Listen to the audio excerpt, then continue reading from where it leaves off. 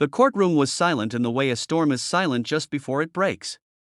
The young woman stood alone at the center, her hands trembling but her chin lifted with quiet defiance. The fluorescent lights above her flickered faintly, casting pale shadows across the polished wooden floor. Her dark curls were pulled back into a neat low bun, revealing sharp cheekbones and determined brown eyes that refused to look down. She wore a simple navy blue blazer over a white blouse, paired with modest black slacks, nothing extravagant, nothing that demanded attention. And yet, every eye in the room was fixed on her. When she spoke, her voice was steady but soft. She said she spoke 10 languages. A few muffled chuckles rippled through the courtroom. The judge leaned back in his chair, skeptical amusement crossing his face.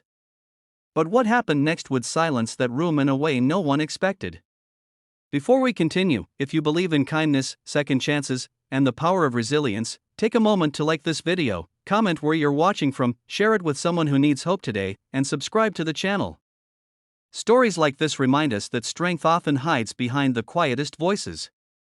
Her name was Isabella Martinez, a 23-year-old daughter of immigrants who had spent her entire life translating the world for others. Born in a small apartment above a bakery in a crowded neighborhood, Isabella grew up between languages the way other children grew up between toys. Spanish at home, English at school. But that was only the beginning. Her father, a construction worker with rough hands and tired eyes, spoke a regional dialect from rural Mexico. Her mother, who cleaned offices at night, had learned bits of Portuguese from co-workers and passed them along to her daughter. In their building alone lived families from Haiti, Brazil, China, and Somalia. Isabella listened. She absorbed. She practiced in hallways and on stairwells. Words became bridges, and bridges became survival. But survival was never easy. In school, Isabella was the quiet girl with thrift store shoes and worn notebooks. Teachers praised her grades but rarely saw her exhaustion. She spent afternoons helping neighbors fill out medical forms and evenings translating bills for her parents. By the time she was 15, she could move between Spanish, English, Portuguese, French, Haitian Creole, basic Mandarin, Italian, Arabic phrases, and even American Sign Language she learned from an elderly neighbor who had lost her hearing. It wasn't perfection, it was persistence. Each language carried a story, a face, a memory of someone who once needed help. The laughter in the courtroom that day was not new to her.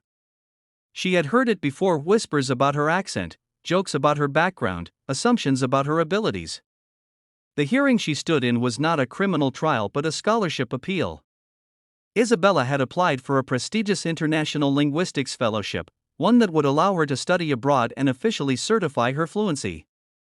Despite passing written exams with exceptional marks, she had been flagged for verification concerns.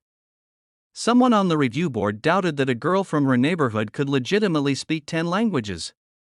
So she was summoned to demonstrate her claims. The judge overseeing the evaluation was known for his rigid standards. A man in his late 50s with silver hair combed precisely to the side and a reputation for dismantling exaggerations, he believed strongly in proof. When Isabella stated her abilities, his lips curled into that faint, dismissive smile.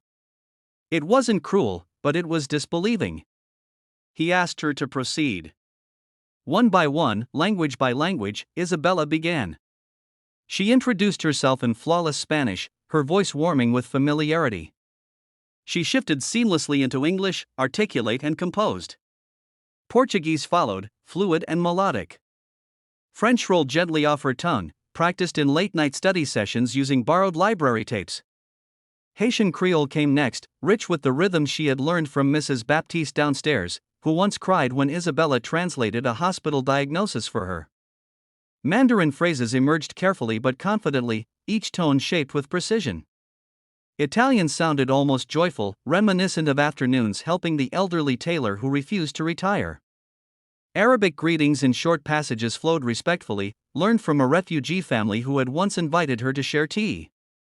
She signed a brief introduction in American Sign Language, her fingers moving gracefully in the air. And finally, she spoke in her father's regional dialect, a variation rarely heard in formal spaces, her voice softening with emotion. The room changed. The laughter faded.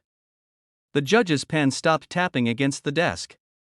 Court clerks looked up from their papers. What began as a test slowly became a revelation. This was not memorized performance. This was lived experience woven